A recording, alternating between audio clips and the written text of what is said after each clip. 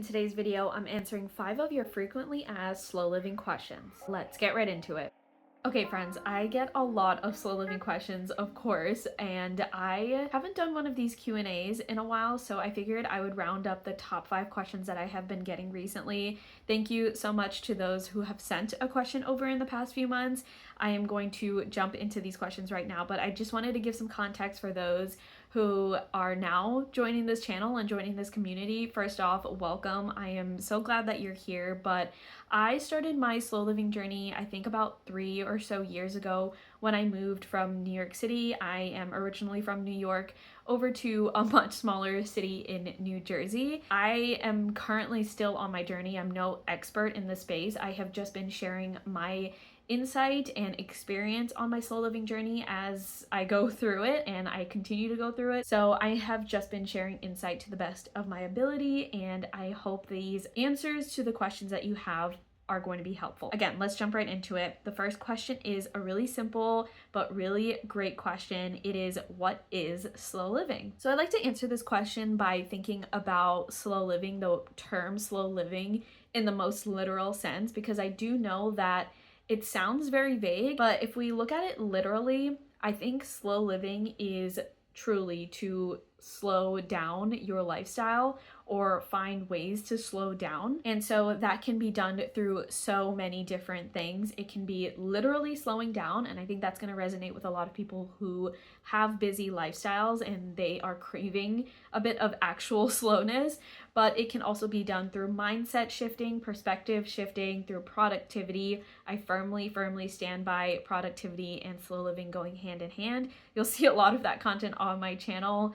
And little practices, routines, things like that. There are so many ways to approach slow living, and I try to make it as accessible as possible on my channel, as opposed to what you traditionally see slow living on social media, where you're kind of living out in the middle of nowhere and homesteading. I don't think that's necessarily accessible for all people, but I do want slow living to be accessible for everyone. So I try to focus on more of the mindset and simple practices that help ease us into what slow living could mean, and then we can develop it from there, which is why I say slow living is 100% a journey, and it's an ongoing journey. It's a lifestyle. Question number 2 is another simple but really great question. How do I slow down? I think this question can also be looked at quite literally. What does slowing down look like to you? Everybody's moving at a different pace, and everybody's lifestyle can be busy or not busy depending on who you ask. So it's very subjective. And so I would consider thinking about what slowing down means to you, and take some time with this question. Use your journal or have a conversation with someone that you live, whatever it may be. But really take time with this question and think about what slowing down means to you. How would that look like for you in a successful form? And jot those things down. Once you identify that and you're able to get to a place where you can kind of tangibly feel what slowing down feels like to you, you can go from there and create practices, routines, and start shifting your mindset to get closer to that goal, if that makes sense. But all in all, slowing down is slowing down, and so we're just trying to free up time and space and energy in whatever way possible so that we are able to actually slow down. Question number 3, what are some morning habits I can incorporate into my life that will help me live slowly? I feel like I'm answering all of these questions not directly, and the reason why I'm doing that is because I think everyone's slow living journey is individual, it's unique, and it really is dependent on you. So you should be putting yourself front and center whenever you're asking these questions. So what are some morning habits that are really appealing, interesting, and desirable to you? It's definitely going to look different than your neighbor. It's definitely going to look different than me, but I can give you some examples of morning habits that I think help me live slowly. And the first thing is making sure that I open up all of the windows in my house, like all of the shades, to get some sunlight in here. I think that helps me appreciate the sunshine and outdoors and nature all the more. And it gives me a second to not look at my phone and just focus on the task at hand, while also getting a bit of sunshine into my house. I think it is really good for my mind, body, and soul to get some sunshine, especially because I am in my house all the time. I rarely go out of my house during the week. I think that's something that's really important to me. Another morning habit is reading for 10 minutes a day. I've talked about this a lot on the channel, but reading is something that's interesting to me. And so reading just for 10 minutes, you will be surprised at how time just slows down for those 10 minutes, and I can really invest myself into this one interest that I really, really love participating in. And yeah, that's another morning habit. Another morning habit, this is my last example, is making my morning coffee. I love making my morning coffee, and I make it a whole vibe. You have seen this a lot on my Instagram. If you haven't, you can check that out, but I love to romanticize making my morning coffee. I make it a whole thing. I enjoy the process. I'm not rushing through the steps to make the coffee and speed back over to my desk. I'm really fully immersing myself into the experience because I love it so much, and I love coffee so much. So once again, these are just examples in my life, but take those examples as simple as they are and try to incorporate your own interests and your own values into some practices that look kind of similar to that. And I promise you, it sounds really, really simple. It sounds super basic and not effective, but it always starts from something really simple, and you can always develop it from there. Once again, this is a journey. Question number 4, what are some good routines for a better life?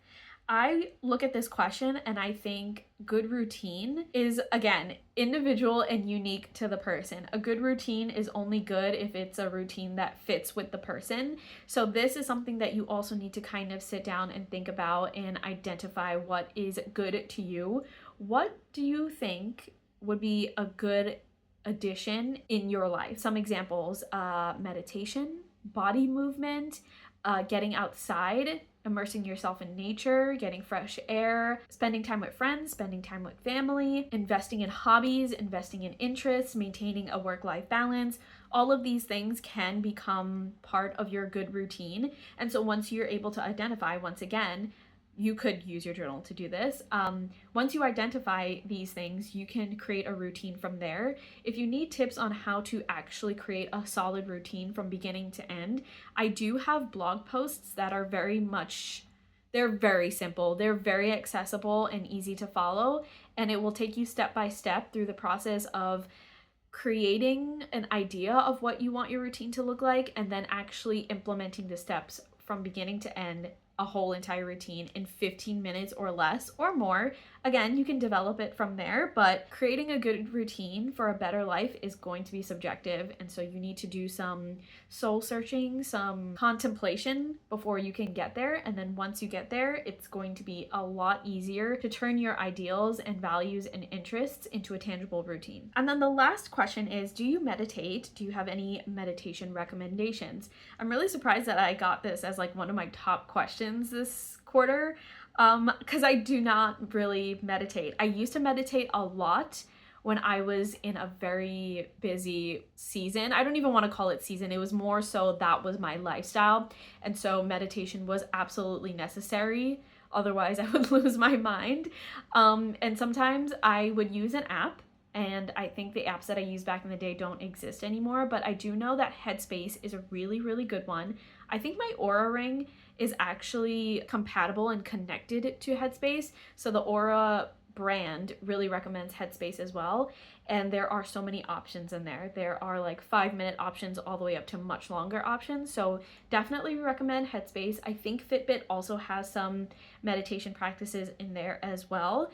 And I would also recommend Yoga with Adriene. She's a YouTuber and that is 100% free. I'm pretty sure the other things are free as well, but that is absolutely free and very accessible because it's right here on YouTube, and she has playlists of just meditation. So definitely recommend those. And sometimes for me, if I really need to do something that is meditation adjacent, I will just close my eyes, do a few neck rolls here and there, and take really, really deep breaths for like 2 minutes at a time.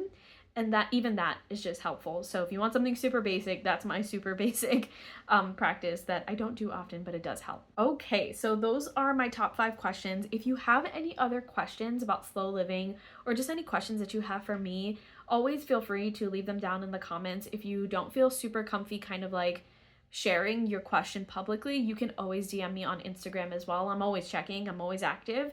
So yeah, feel free to ask me any and all questions that you have, and I will answer them as timely as I possibly can. I appreciate you for hanging around and joining me on my journey, my slow living journey, and best of luck to you with your slow living journey. I hope the answers to these questions were helpful in kind of kickstarting. I know these are like on the more basic side of questions, so I'm gonna assume that a lot of us are just beginning our slow living journey here, and I want you to know that you can start as basic as possible. You can get really, really simple here because that's how it begins, and that's how I started doing this. I never really got help from anybody else when it came to slow living. I just was so exhausted and over being overwhelmed and tired and burnt out, and so I just kind of came up with some of the things that I talk about on this channel on my own without doing any research. And it just starts from there. It just starts from something super basic as that, and it grows. I mean, I feel like I have so much insight in just the 3 years that I have been on this journey, and that's all just from me experiencing, experimenting, learning, and going with the flow. So I hope that is helpful. Thank you so much once again for hanging out with me, and I will talk to you in next week's video. Walking